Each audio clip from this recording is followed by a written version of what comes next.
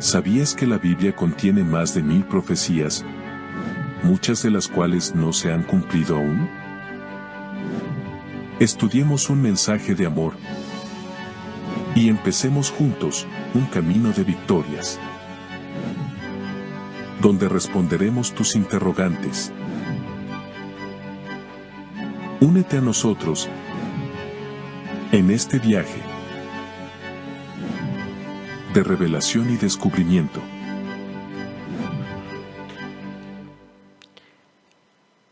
Bienvenidos a un nuevo programa. Muchas gracias por estar ahí acompañándonos. Gracias por los mensajitos que nos llegan. Gracias porque estamos ahí en contacto y nos hacen sentir que estamos trabajando para el Señor. La idea es que vos de ahí y nosotros de acá podamos juntos llevar la predicación del Evangelio a todo el mundo. Somos conscientes que vivimos en una época en la historia donde no está fácil la cosa, ¿no? Los cambios políticos, las situaciones en el país, sin ir muy lejos, en un país vecino, por ejemplo en Brasil, una guerra, hoy me enteraba que más de 100 muertos por las luchas de poder, ¿no? Por el poder del, en este caso el gobierno contra el narcotráfico y muchas cosas más. No somos, acá en Argentina no estamos afuera de esto, ¿no? Acá en nuestro propio país también tenemos un montón de problemas.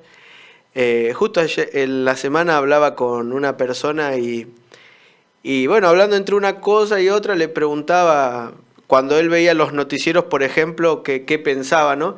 Y me dice, no, yo hace rato que no miro el noticiero, dice, no encuentro nada bueno, ¿no? Y es así, ¿no? Uno, la verdad que si se pone a pensar en las noticias que nos estamos compartiendo, las cosas que vemos, el panorama es medio desolador. Pero, gracias a Dios, nosotros no nos regimos por lo que nos dicen los periodistas, ¿no? Y el noticiero. Gracias a Dios nosotros nos regimos por la Sagrada Escritura. Y por eso es importante y tenemos que tomar conciencia del tiempo en el que vivimos. Porque, en primer lugar, nos tenemos que preparar nosotros, tenemos que tomar decisiones. Y también tenemos que ayudar a los demás a que se preparen. Es por eso que nosotros compartimos estos temas que ustedes están viendo. La idea no es que solamente lo veas para vos, sino que compartas este link, que te suscribas a nuestro canal, que le des me gusta, ¿no? Y que actives la campanita para que te lleguen las notificaciones. Esto nos va a permitir a que el canal siga creciendo, esto va a permitir a que podamos seguir predicando y esto nos va a permitir a que todos juntos podamos ir al cielo. Tenemos una convicción que es bien clara, que es que Cristo pronto viene a buscarnos. Entonces, no nos podemos quedar de brazos cruzados. Y con respecto a esto, de esto se trata el tema que quiero que compartamos juntos hoy. Ya hemos hablado, compartimos junto con Rubén, temas de la eternidad, junto con Mariano, sobre el tiempo del fin, sobre la Biblia, sobre las decisiones, ¿no? Pero está bien, hay que tomar decisiones. Pronto vamos a poder vivir una eternidad. Pero ¿por qué se da todo esto, no? ¿Por qué estamos viviendo en la realidad que hoy estamos viviendo? Hablamos mucho del gran conflicto, pero a veces lo explicamos poco.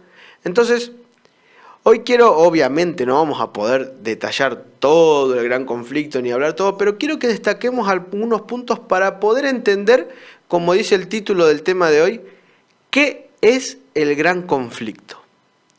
Cuando hablamos de conflicto, ¿qué es un conflicto? Cuando hablamos de la parte espiritual, ¿qué lugares alcanza el conflicto? Cuando hablamos de este gran conflicto, ¿qué tiene que ver conmigo? Porque, ¿qué tiene que ver con nosotros? Y para ello tenemos que empezar, como quien dice, desde el principio. Y hay que compartir, y te invito a que compartamos juntos. Siempre nosotros vamos a proyectar, van a tener ustedes en pantalla el texto para leer, pero estaría bueno si vos agarrás tu Biblia que tenés, tu Biblia personal en papel si tenés, y si no tenés y te gustaría tener una, hablanos, escribinos y nosotros te vamos a hacer llegar una, vamos a ver cómo hacerte llegar. Se vienen cosas interesantísimas con respecto a la predicación del Evangelio y no te podés quedar afuera. Así que busca la Biblia y si no, bueno, ahí en el celular, donde sea que lo veas, y compartamos junto el siguiente texto. Dice Apocalipsis 12, 3 y 4. También apareció otra señal en el cielo. He aquí un gran dragón escarlata que tenía 7 cabezas y 10 cuernos, y en sus cabezas 7 diademas, y su cola arrastraba la tercera parte de las estrellas del cielo. Y las arrojó sobre la tierra, y el dragón se paró frente a la mujer que estaba para dar a luz, a fin de devorar a su hijo tan pronto como naciese. Ya hablamos de quién era el dragón, que era Satanás. Ya hablamos de quiénes eran las estrellas, que eran los ángeles. Ya hablamos de que quién era la mujer y quién era el hijo. Así que todo eso ya lo tenés fresco. Y si no está tan fresco, te invito a que en nuestro canal veas los programas. Pero voy a dar por sentadas algunas cosas porque si no, no terminamos mal el programa de hoy. Entonces, ¿qué describe Apocalipsis 12, 3 y 4? Al contrario de como creen muchos, no son, bueno, tampoco el dragón es un animal que exista, ¿no? Pero tampoco son animales literales, ¿no? Sino son figuras. ¿Figuras de qué? De una guerra. Un conflicto es eso, ¿no? Una guerra, una pelea, una batalla. Dos bandos opuestos, a veces hay más. Pero en este caso, el gran conflicto tiene que ver con la diferencia que hay entre el bien y el mal. Entre Dios y lo que quería para nosotros, y Satanás y lo que él quería para nosotros, para aquellos que estaban en la tierra. Ahora, surge una pregunta, porque ¿a dónde es que aparece la señal? En el cielo. O sea, en el universo. Quiere decir que el gran conflicto no se inicia en la tierra. Hoy vamos a estudiar cómo es que llega, por qué decimos que llega, pero hay alguien que nos da un poquito más de luz sobre este tema y podemos hablar un poquito sobre lo que Pablo le escribe a los romanos en su carta a los Romanos, capítulo 1, versículos 18 al 23, que dice: porque la ira de Dios se revela desde el cielo contra toda impiedad e injusticia de los hombres que se detienen con injusticia la verdad. Porque lo que de Dios se conoce les es manifiesto, pues Dios se lo manifestó. Porque las cosas invisibles de Él, su eterno poder y deidad, se hacen claramente visibles desde la creación del mundo, siendo extendidas por medio de las cosas hechas, de modo que no tienen excusa, pues habiendo conocido a Dios, no glorificaron como a Dios, ni le dieron gracias, sino que se envanecieron en sus razonamientos, y su necio corazón fue entenebrecido, profesando ser sabios, se hicieron necios, y cambiaron la gloria del Dios incorruptible en semejanza de imagen de hombre corruptible, de aves, de cuadrúpedos y de reptiles. Y acá Pablo nos está hablando de algo muy importante que tiene que ver con un principio que está intrínseco en la humanidad. El gran conflicto que se inicia en el cielo tiene que ver con una rebelión. ¿Sí? De eso se trata. El cielo era perfecto. El universo, pero ni se hablaba de pecado todavía. Ni se conocía ningún ser pecaminoso tampoco. Y de repente Satanás decide rebelarse contra Dios, trasladar esa rebelión a los ángeles, y esa rebelión de Satanás y los ángeles transferirla a la tierra. ¿Saben? El gran conflicto no se debe más que una rebelión. Rebelión a Dios, rebelión a su ley, rebelión a todo lo que provenga de Dios. Y fíjense que dice que humanamente nosotros, nuestra tendencia es cambiar a Dios y envanecer, dice, su razonamiento, entenebrecer el corazón, queriendo ser sabios, se hicieron necios.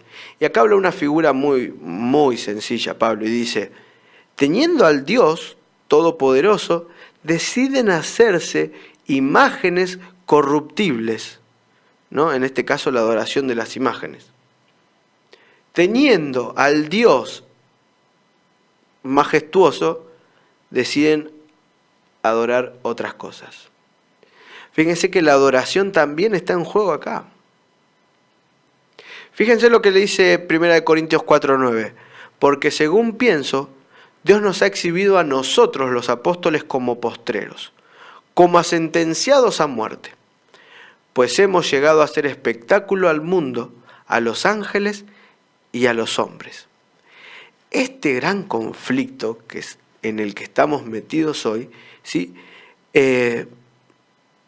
Básicamente nos salpica a todos. Ángeles buenos y malos. Hombres buenos y malos.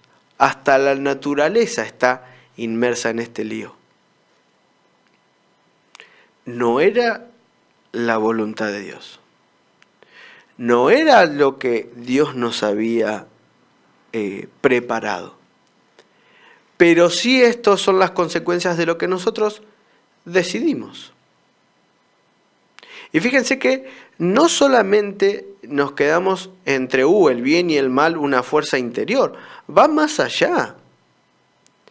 Tiene alcances universales. Si no, miren lo que dice Hebreos.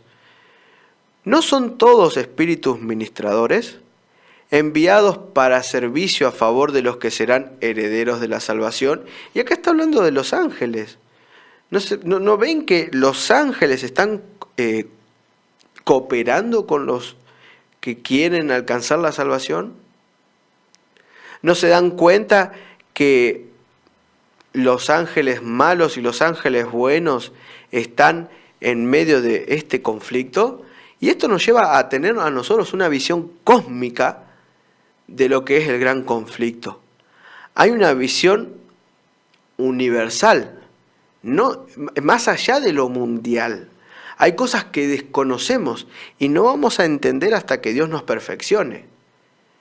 Pero este conflicto no se trata nomás de vos y lo que te pasa a vos y a mí. Hay mucho más detrás. Tenemos que entender que hay fuerzas que no entendemos que están actuando. Fuerzas que no vemos pero que existen. Si no, por ejemplo, miren cómo el salmista en el Salmo 103:20 describe: bendecid a Jehová vosotros sus ángeles, poderosos en fortaleza, que ejecutáis su palabra, obedeciendo a la voz de su precepto. Bendecid a Jehová vosotros todos sus ejércitos, ministros suyos que hacéis su voluntad. Recién leíamos que Pablo hablaba de los ángeles como ministradores para cooperar con aquellos que querían alcanzar la salvación. Ahora acá vemos también al salmista diciendo, ¿no? Ministros suyos que hacen su voluntad. Ejército. Y si hay un ejército es porque hay una guerra. Estamos tirando entre el bien y el mal. El universo está pendiente y expectante. Lo decía también Pablo, ¿no? Somos también carta abierta, o sea, el universo está viendo lo que pasa con nosotros. Lo que esto a mí me llega a preguntarme, ¿cómo repercute el gran conflicto en la Tierra? O sea, está bien, siempre hablamos de un gran conflicto, que es algo que es milenario, que empezó mucho antes que la Tierra se creara, pero ¿cómo llega a nosotros? ¿Y qué consecuencias trae hoy? Y saben, la consecuencia es una degradación. La consecuencia del gran conflicto tiene que ver con que la moral empieza a ser cada vez menor. También hablamos acerca de que las decisiones cada vez nos importan más nosotros y menos el otro. Se enorgullece nuestro corazón y empezamos a hacer cosas sin importar que le pasemos y ni le pisemos la cabeza a nadie. Es como que, fíjense que a medida que avanza el tiempo cada vez nos centramos más en nosotros y nos olvidamos del otro. Esto claramente es consecuencia del tiempo que estamos viviendo. Recuerden algo, el pecado entra a la tierra, la raza humana, de todas las razas creadas, quien cae es la raza humana le da la autoridad a Satanás al desobedecer a Dios, y entonces ahí empieza la decadencia de nuestra raza. Fíjense, algo bien inmediato. Génesis 4:8. Y dijo Caín a su hermano Abel, salgamos al campo, y aconteció que estando ellos en el campo, Caín se levantó contra su hermano Abel y lo mató. Conocemos muy bien la historia de que Dios les había pedido que ofrecieran sacrificio. Abel hizo lo que Dios le pidió. Caín ofreció lo que a él le pareció, que no era lo que Dios quería. Y eso le trajo celos. O sea, Dios aceptó el sacrificio de Abel y Caín dijo, para esto no está bien. ¿Por qué lo que él hace está bien y lo que yo no hago no? ¿Que acaso no importa mi sacrificio? ¿Acaso no vale lo que yo pienso? ¿Acaso no está bien hacer las cosas como yo quiero? No, cualquier pensamiento con la actualidad es pura coincidencia, ¿no? ¿Acaso no puedo adorar a Dios como a mí me parece? ¿Por qué tengo que obedecer lo que dice la Biblia? Sí, mira, ahí dice algunas cosas, pero pues yo las entiendo de esta manera. Entonces empieza a desvirtuar la imagen de Dios y lo que Dios quiere para nosotros en la tierra. Porque cuanto más nos engrandecemos, más achicamos al Señor. ¿Se entiende este principio? Cuanto más crece nuestro orgullo y lo que a nosotros nos parece y nuestros pensamientos, menos importancia le damos a lo que el Señor quiere. Y comenzando con el primer asesinato, que es la muerte el asesinato de un hermano hacia el otro, hasta nuestros días, fíjense cómo la realidad de la humanidad fue cayendo.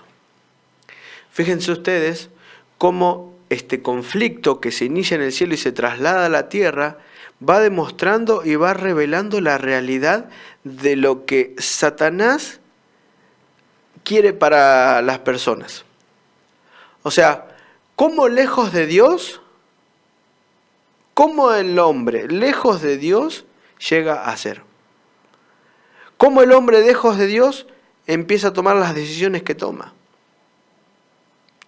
Entonces, hablando un poquito de esto de las malas decisiones, el conflicto, ¿qué les parece si vemos un caso de estudio que me parece fascinante? Y está registrado en Job. Dice Job 1 del 6 al 8. Un día vinieron a presentarse delante de Jehová los hijos de Dios, entre los cuales vino también Satanás. Y dijo Jehová a Satanás, ¿de dónde vienes? Respondiendo Satanás a Jehová dijo, de rodear la tierra y de andar por ella. Y Jehová dijo a Satanás, ¿no has considerado a mi siervo Job? Que no hay otro como él en la tierra, varón perfecto y recto, temeroso de Dios y apartado del mal. Y esto me parece buenísimo, porque acá Job es un libro escrito por Moisés, donde se revela el conflicto que hay entre el bien y el mal. ¿Y cómo repercute? Porque muchas veces escuché decir a personas, ¿por qué me pasan cosas malas si yo soy una persona buena? O al menos eso creemos, ¿no? O mirá, aquel que es malo al final le va bien. O mirá, nunca le hizo mal a nadie y se enfermó. O mirá, ese dice que ama a Dios, a mí me consta que intenta seguir lo que Dios quiere y tiene un problema tras otro. Mirá el otro, no le importa nada de Dios, vive como quiere, sale, hace, roba, todo lo que él quiere y sin embargo siempre está bien. Esto nos va a permitir entender un poquito más acerca de esto. Porque fíjate que dice, un concilio en el cielo. Vinieron a presentarse delante de Jehová los hijos de Dios. ¿Y por qué Satanás accedió? Porque hasta su muerte en la cruz, como ya dijimos, Satanás tenía una especie de acceso al cielo, como representante de este mundo. Por eso, en el Nuevo Testamento Jesús lo llama el príncipe de este mundo, pero que ya fue condenado. Entonces dice, como el representante por la tierra era Adán, en el conflicto al Adán desobedecer, le da la autoridad de ser representante a Satanás. Entonces Satanás puede acceder al cielo. Y Satanás le dice, bueno, estuviste mirando la tierra, ¿viste que no son todos malos? ¿Viste que hay un hombre que está marcando la diferencia, Job? ¿Viste que Job, a pesar de que le va como le va, Es un varón perfecto, recto, temeroso de Dios y apartado del mal. Y esto, ¿sabes qué? Me hace pensar y pienso en mí. Cuando Dios me ve, ¿no? Le dice a los ángeles, ¿lo viste a Mati? Es un buen hijo mío. A veces no, a veces la pifia, ¿no? Pero es un buen hijo, ¿no? ¿Te pusiste a pensar cómo te considera Dios? O sea, ¿cómo actúas en la vida? ¿Cómo obras? ¿No? ¿Qué imagen estás dando? Así como en Dios, ¿no? Cuando el vecino te ve, ¿qué dice? Ah, ahí viene la hija de Dios, ahí viene el hijo de Dios, o ahí viene mejor vamos a cruzarnos de vereda, ni lo miremos. Job 1, 9 al 11 dice lo siguiente. Respondiendo, Satanás a Jehová dijo, ¿acaso teme Job a Dios de balde? ¿No le ha cercado alrededor a él y a su casa y a todo lo que lo tienen? Al trabajo de su mano has dado bendición, por tanto sus bienes han aumentado sobre la tierra. Pero extiende ahora tu mano, toca todo lo que tiene, y verás si no blasfemia contra ti en tu misma presencia. Miren esto. Cuando uno hace la voluntad de Dios, así como la hacía Job, Dios lo cerca a él y a su casa y a todo lo que tiene. Dios pone un cerco protector. A sus ángeles mandará para que lo guarden. Y eso hoy a nosotros nos pasa también. Cuando nosotros, a pesar de las circunstancias, decidimos obedecer a Dios, Dios nos protege, Dios nos cuida, así como un padre cuida a un hijo, así como una madre cuida a un hijo. Esta es la figura del Dios que me presenta la Biblia.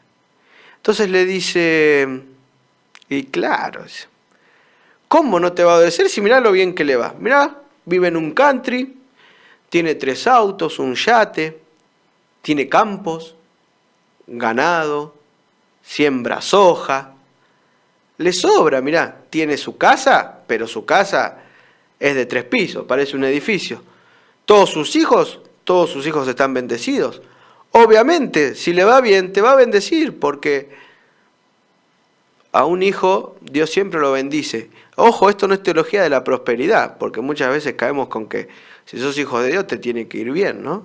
O hablemos de Dios para que nos bendiga económicamente. Job no tenía las bendiciones materiales porque era hijo de Dios. Job era un hijo de Dios fiel y en consecuencia Dios le daba sus bendiciones.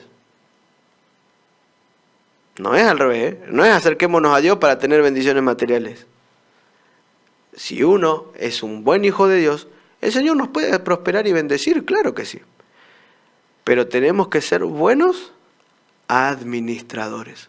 A veces Dios no nos da más, porque si nos da más, hacemos cualquier cosa, ¿no? Sin embargo, Job vivía de una manera intachable ante el Señor. Entonces, dice el versículo 12, dijo Jehová a Satanás, si vos lo decís, en otra palabra, ¿no? Dice, he aquí, todo lo que tiene está en tu mano, solamente no pongas tu mano sobre él. Y salió Satanás de delante de Jehová. Fíjense que en este conflicto, Satanás tiene poder para interferir, porque dice que, bueno, si quieren ustedes léanlo, dicen que atacó a su familia, a sus hijos, a su ganado, a su casa, le destruyó todo. Le destruyó todo, no quedó nada de todo lo que tenía Job. Sin embargo, Job decía, Dios dio, Dios quitó. A pesar de que perdió todo, en ningún momento sus riquezas y lo que él tenía reemplazó la presencia, o sea, reemplazó la estima que él tenía por Dios. Dios siempre estaba en primer lugar. Entonces, fíjense que muchas veces lo material se utiliza como pretexto para que en este gran conflicto nosotros nos desviemos. ¿Cuántos escuchan que en el nombre de Dios tratan de sacar plata? ¿Cuántos escuchan ustedes que enseñan lo incorrecto y una de ellas de lo que les decía hoy, la teología de la prosperidad? El conflicto está en medio de todos y todo. Entonces, aunque Satanás le sacó todo a Job, Job se mantuvo firme. Pero la cosa no queda acá en la historia, porque Dios le había dicho a Satanás que a Job no lo toque, no me lo toque, es mi hijo, es mío. Entonces, sigue la historia y en el capítulo 2 dice, aconteció que otro día vinieron los hijos de Dios para presentarse delante de Jehová, y Satanás vino también entre ellos, presentándose delante de Jehová. Y dijo Jehová a Satanás, ¿de dónde vienes? Respondió Jehová y dijo, de rodear la tierra y andar por ella. Y Jehová dijo a Satanás, ¿no has considerado a mi siervo Job, que no hay otro como él en la tierra, varón perfecto y recto, temeroso de Dios y apartado del mal, y que todavía retiene su integridad, aun cuando tú incitaste contra él para que lo arruinara sin causa? Y acá me pongo a pensar, ¿no? Esto es ejemplo para nosotros. Nosotros hoy estamos aprendiendo de la historia de Job. Y lo mismo pasa con tu vida y pasa con mi vida. A ver, Dios no nos manda las cosas malas. Dios no nos manda los castigos porque nos portamos mal. Pero sí Dios puede utilizar eso que vos estás pasando hoy como ejemplo para otro que en el día de mañana lo va a pasar. Cuando Dios habla de que será dado testimonio a todo el mundo y entonces vendrá el fin, tiene que ver no solamente con sentarte a hablar a través de una cámara, un video, un púlpito o donde sea. Tiene que ver con la vida que vos estás llevando. En la vida, en tu vida, en tus decisiones se refleja el gran conflicto que hay. Y acá le está diciendo, ¿te diste cuenta que en realidad no era que Job era un siervo fiel porque yo lo hacía prosperar? Job era un siervo fiel por todo, no por todo, sino Job era un siervo fiel a pesar de las cosas. Él me amaba, él me ama. Fíjate, perdió todo y aún así decide retener su integridad.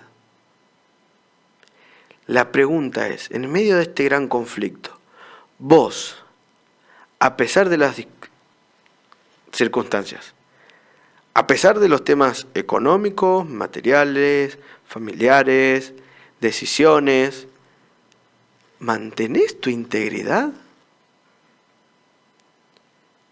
¿Seguís siendo quien decís ser?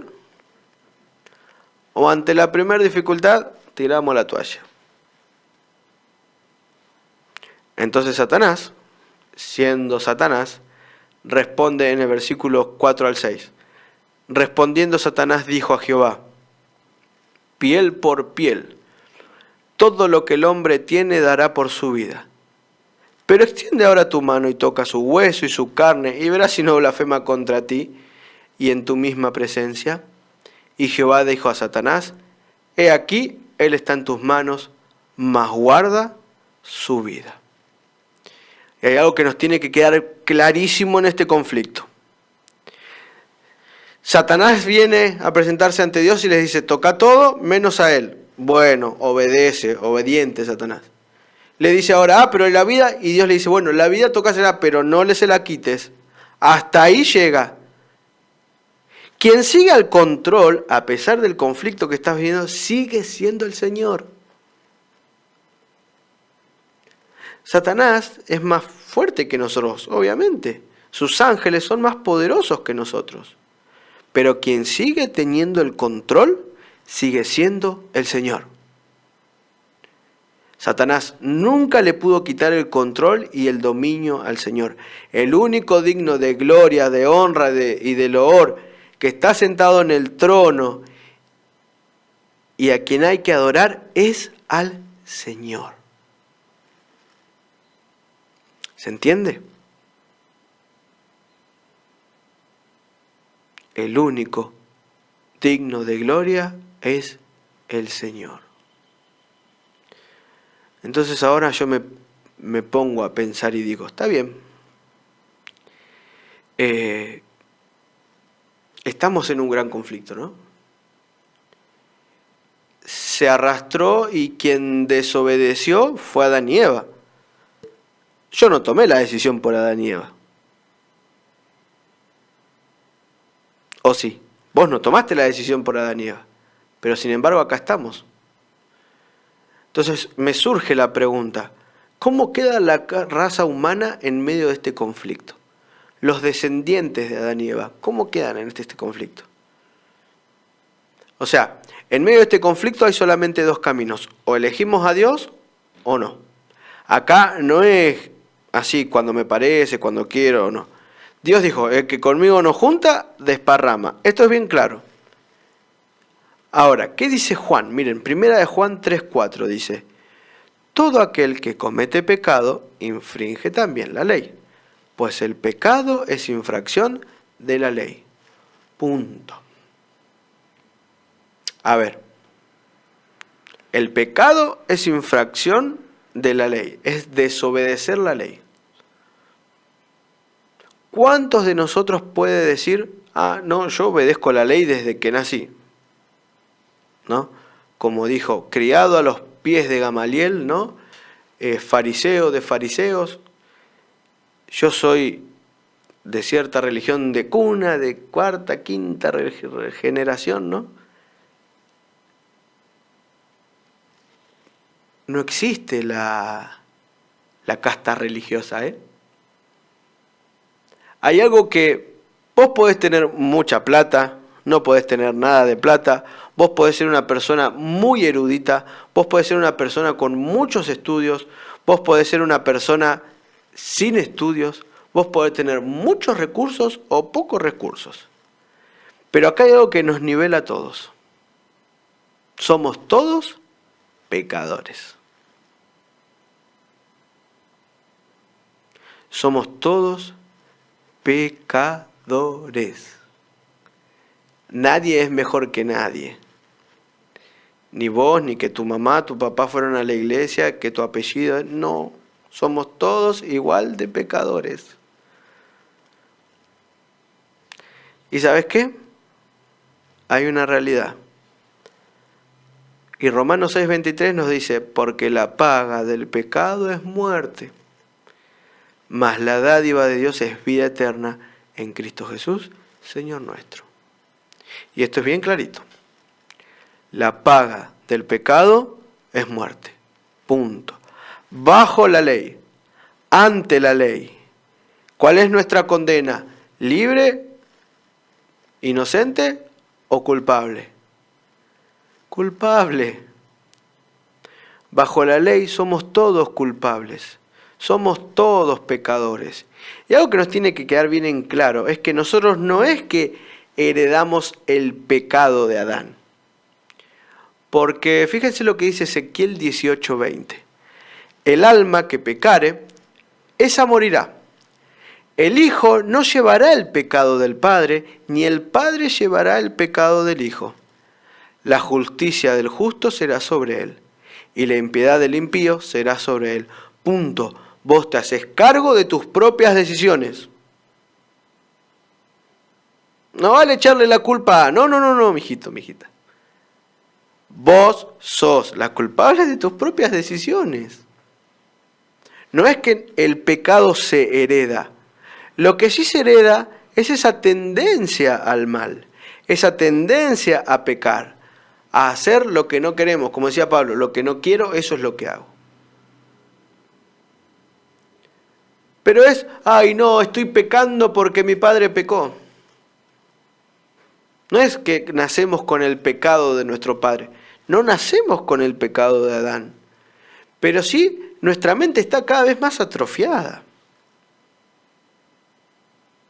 Nuestra tendencia cada vez va más a hacer eso que no queremos hacer, pero que sabemos que está mal, pero lo terminamos haciendo.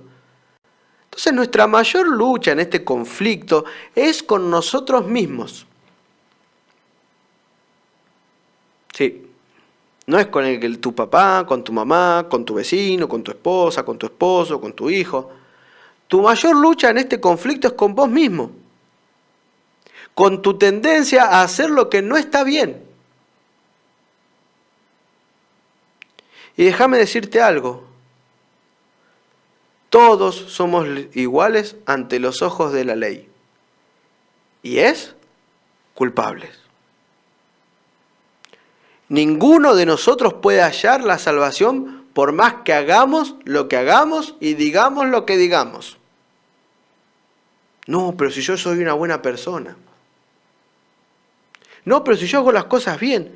Nunca maté a nadie. Ah, pero ¿cómo está tu vida personal? ¿Cómo tratás a los demás?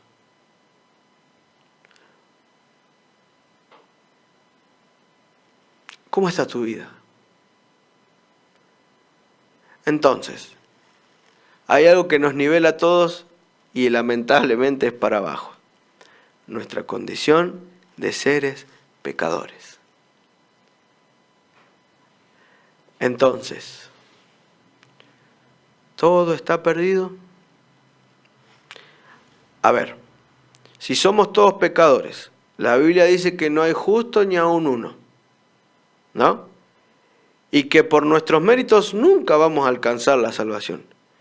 ¿Quiere decir que está todo perdido? Y déjame decirte que en medio de este mundo, que sin Dios todo sería un caos total, que en este mundo donde nuestra vida sin Dios sería de desesperanza total, hay alguien que intervino para darnos esperanza en medio de la crisis. Hay alguien que vino a esta tierra para traer luz en medio de la oscuridad. Y Pedro, que había pasado mucho tiempo con Jesús, había tenido muchas experiencias con el Señor. De ser un muchacho tosco, sin estudios, a ser un maestro, ¿no? Un apóstol, un enviado, un discípulo. Porque Dios puede transformar vidas. Si nosotros se los permitimos, el Señor nos puede hacer mejores. Acá no importa de qué vengamos, de dónde vengamos, ni cómo vengamos, sino lo que podemos llegar a hacer con el Señor. Y primera de Pedro, capítulo 1, del 18 al 20, dice: sabiendo que fuisteis rescatados de vuestra mala manera de vivir, la cual recibiste de vuestros padres, no con cosas corruptibles como oro o plata, sino con la sangre preciosa de Cristo, como de un cordero sin mancha y sin contaminación, ya destinado desde antes de la fundación del mundo, pero manifestado en los postreros tiempos por amor de vosotros, y mediante el cual creéis en Dios, quien le resucitó de los muertos, le ha dado gloria, para que vuestra fe y esperanza sean en Dios. Y tenemos que entender algo. Desde que nacemos, tenemos el rótulo de culpables. Pero el Señor en la cruz pagó la fianza y podemos ser libres. Fuimos rescatados de nuestra vana manera de vivir. Esto es hermoso, es entender desde que antes que naciéramos ya estaba estipulado un plan de salvación, el plan de contingencia. Inclusive desde antes de la fundación del mundo, Dios ya sabía que íbamos a caer. Que íbamos a caer en desgracia, que íbamos a desobedecer y que durante, ¿cuánto llevamos? 6.000, casi 6.000 años de historia, íbamos a estar cada vez de mal en peor. Y así todo, decidió dar a su Hijo para que muera en la cruz como un cordero sin mancha, para que aunque ante la ley seamos declarados culpables, bajo la gracia podamos ser salvos. Y de esto se trata la Biblia. La ley nos muestra cómo estamos, pero la gracia que fue en Cristo Jesús, nos da la posibilidad de alcanzar la salvación. Dice un pensamiento, por medio del plan de salvación, Dios procura restaurar en los seres humanos la confianza en el Creador, que lleva a una relación de amor manifestada por obediencia. Y acá quiero hablar de algo muy personal, y es tu vida. No para juzgarte lo que estás haciendo, sino para preguntarte, ¿cómo estás viviendo tu vida de cristiano? Muchos utilizan la gracia como una licencia para pecar, ¿no? Para decir, la gracia es suficiente y el Señor me va a perdonar, así que, como quien dice acá, viva la pepa, ¿no? Hagamos lo que queramos, el Señor nos perdona. Pero no nos olvidemos que hasta Jesús mismo obedeció a su Padre. Y Juan registra lo que dice Jesús en Juan 14:5 de una manera sin vueltas. ¿Qué dice?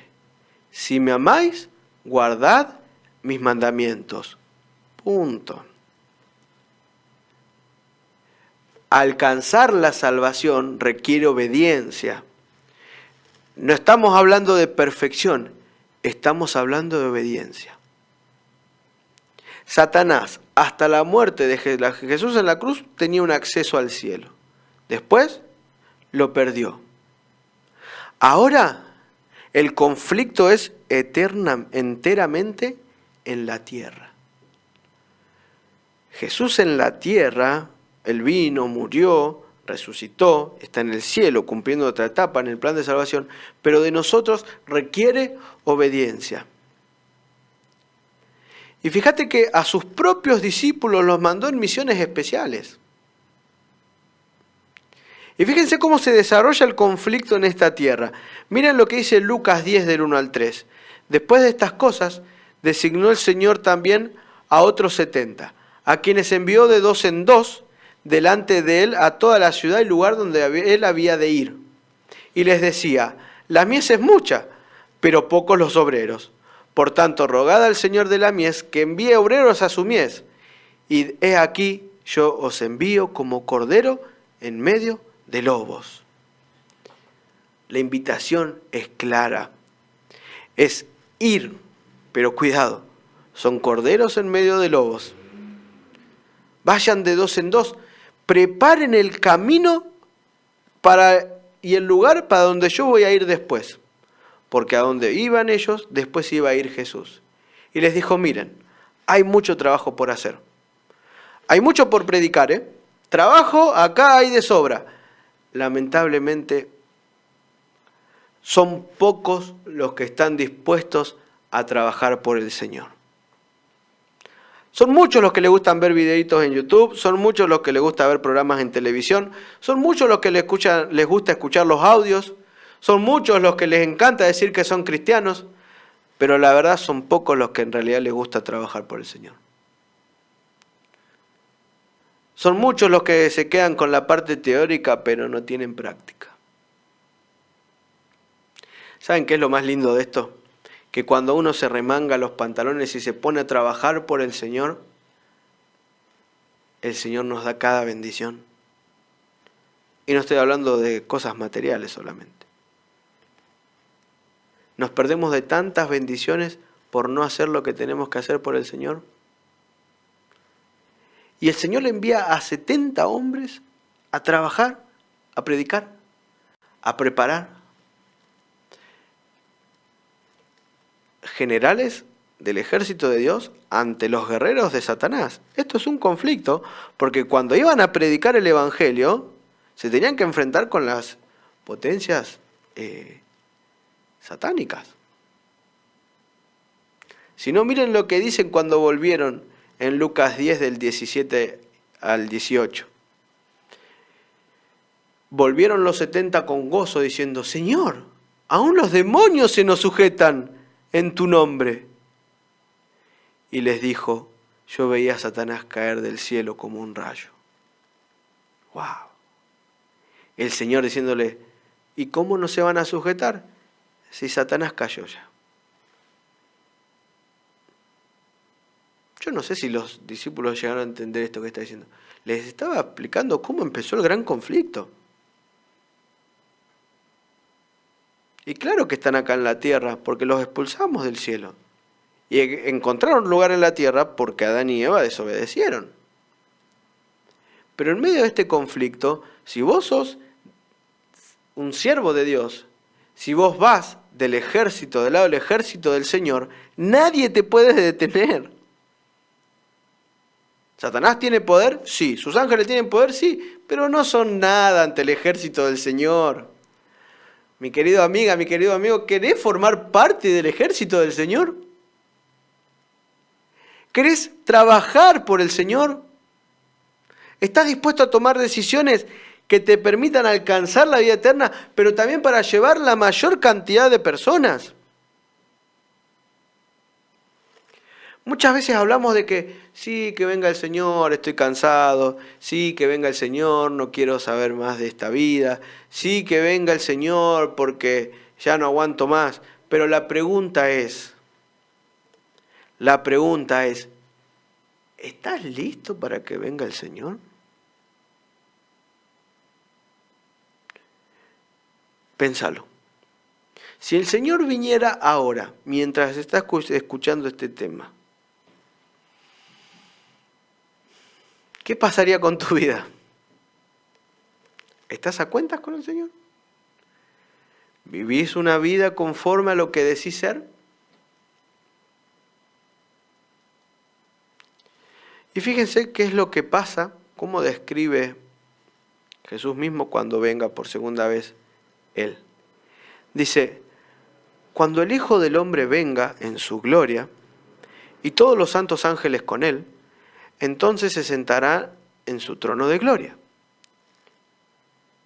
Y serán reunidas delante de Él todas las naciones, y apartará los unos de los otros, como aparta el pastor las ovejas de los cabritos.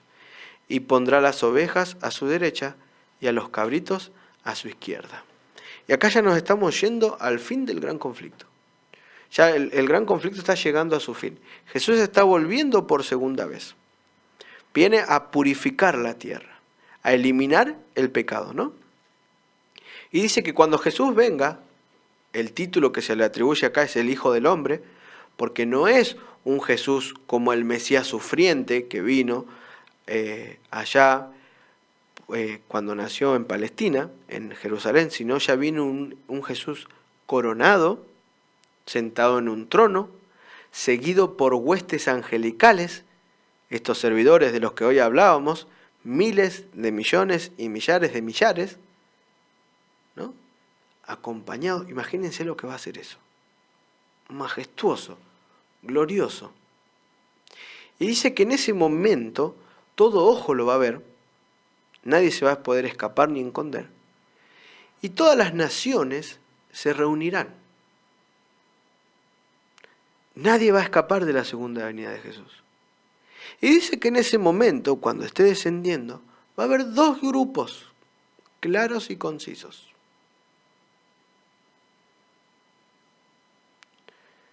Los cabritos y las ovejas, los de la izquierda y la derecha. Entonces, sigue contando Jesús y dice, entonces el rey dirá a los de su derecha, venid benditos de mi Padre, heredad del reino preparado para vosotros desde la fundación del mundo.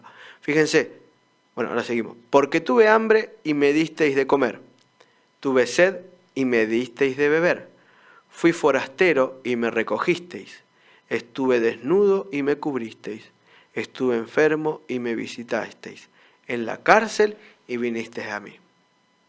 Y ahora sí, fíjense algo interesante. Dice, heredad del reino preparado para vosotros desde la fundación del mundo. Pedro hoy nos decía que la salvación había sido provista a nosotros desde la fundación del mundo. Nunca el plan del Señor fue que sus hijos sufrieran lo que sufren en esta vida. Lo que vos y yo estamos sufriendo es por consecuencia de la degradación del pecado en la humanidad. Y fíjense lo que dice, Heredad del reino desde antes. O sea, yo nunca quise, vengan, hereden el reino. Y acá no dice, porque te paraste a predicar delante de muchas personas. Vení a heredar el reino porque eras el primero en llegar a la iglesia. Eras el último en irte. Vení porque te encantaba vestirte de saco y corbata. Vení porque te encantaba estar en todas las reuniones. Heredá el reino porque parecías un buen cristiano. ¿Se dan cuenta que acá no se trata de esto solamente? Sino que dice, porque me atendiste en mis mayores necesidades. Entonces dice que surge una pregunta de los salvados. Los salvados dicen, Señor, para, hay algo que no estoy entendiendo, ¿no? Yo te veo venir, pero yo no estuve cuando vos estuviste en la tierra. Entonces dice que los justos le responderán diciendo, Señor, pero ¿cuándo te vimos hambriento y te sustentamos? ¿O sediento y te dimos de beber?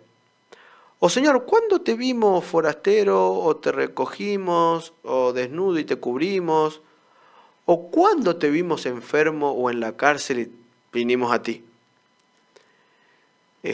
Señor, yo no me acuerdo de haberte visto. Entonces dice que el Señor les dirá. Quien le responde es el rey, porque está sentado en un trono. De cierto os digo que en cuanto lo hiciste a uno de estos mis hermanos más pequeños, a mí lo hicisteis. De nada sirve la teoría si no hay práctica. De nada sirve conocer si no lo convertimos en hacer. De nada sirve una religión teórica. La religión necesita práctica. El cristiano teórico es, y perdón la palabra que voy a usar, es un cristiano trucho. Es un cristiano vacío. Aquel que solo le gustan las formalidades y queda ahí, no es un buen cristiano. Ser un buen cristiano va más allá de lo que conozco. Va de ¿cómo me relaciono con el otro? ¿Qué estoy haciendo por la salvación del otro? ¿Qué estoy haciendo por los demás? Y fíjense que acá le está diciendo, Señor, no lo hicimos porque no te vimos. Entonces le dice, en cuanto lo hiciste a estos mis necesitados, a mí me lo hiciste.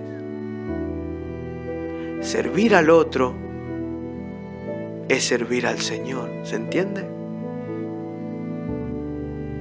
¿Se entiende por qué solamente no alcanza con la teoría? Porque fíjense que dice Mateo 25, entonces dirá también a los de la izquierda, apartaos de mí, malditos al fuego eterno preparado para el diablo y sus ángeles. Jesús con sus ángeles en gloria y los justos por un lado. Satanás, sus ángeles, los ángeles que le acompañaron y los injustos por el otro. Porque tuve hambre y no me disteis de comer. Tuve sed y no me disteis de beber. Fui forastero y de vuelta lo mismo, ¿no? No me atendiste. Entonces les responderán diciendo, Señor, ¿cuándo lo hicimos? ¿Cuándo te vimos desnudo? La verdad que no me acuerdo haberte visto. La verdad que por más que lo intento, hago memoria y... No. ¿Qué fue esa vez que venía en el auto y vi que alguien necesitaba y seguí de largo? ¿Me hice como el que no había visto? O cuando... ¿Será esa vez que que necesitaba de una oración, en vez de ir a la casa, me fui a jugar un partido? ¿O fue esta vez que cuando... Claro, sí, alguien me había dicho que necesitaba, pero yo estaba tan ocupado, Señor. Estaba trabajando. Vos sabés que el trabajo y mi familia es lo más importante. Entonces, no hice las cosas de Dios porque tenía que mantener a la familia, Señor. No quiere decir que dejemos a la familia de lado, no, por favor, sino que pongamos prioridades. Entonces, fíjense la respuesta de Jesús. Entonces les responderá diciendo: de cierto os digo que en cuanto no lo hiciste a uno de estos más pequeños, tampoco a mí me lo hicisteis.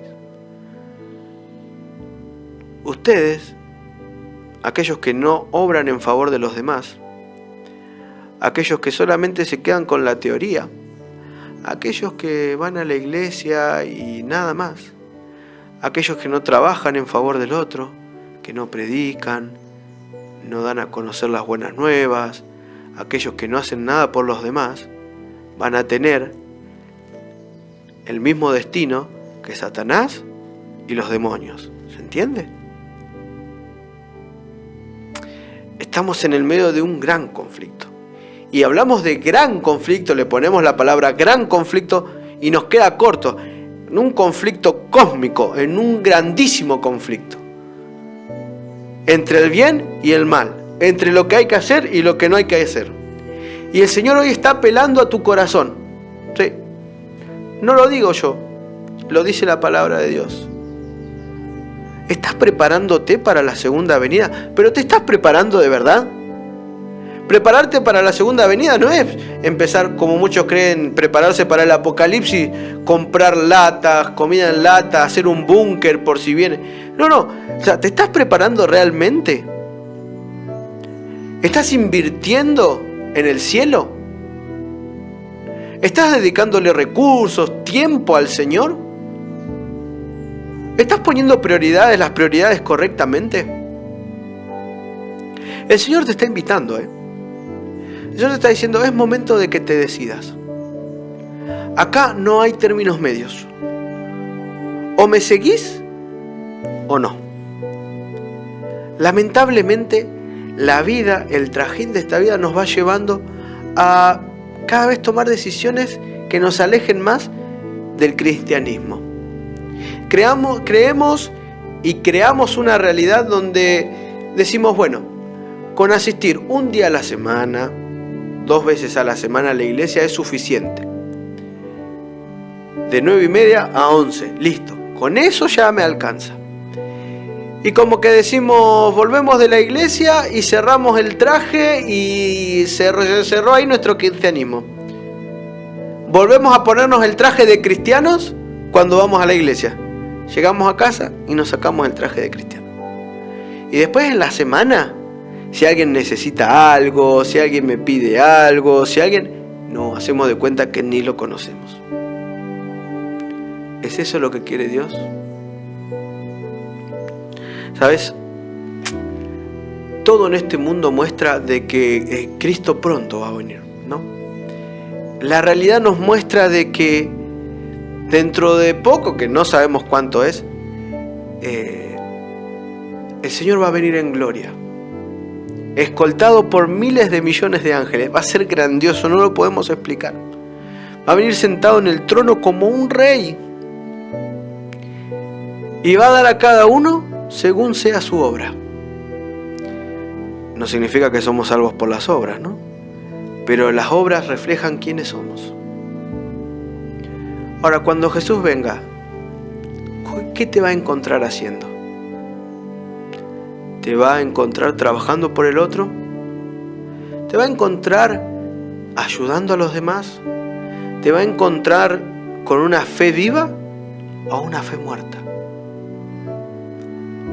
Una fe de formalismos, una fe de una lectura superficial de la palabra de Dios, que ni siquiera oramos porque el Señor ya sabe todo.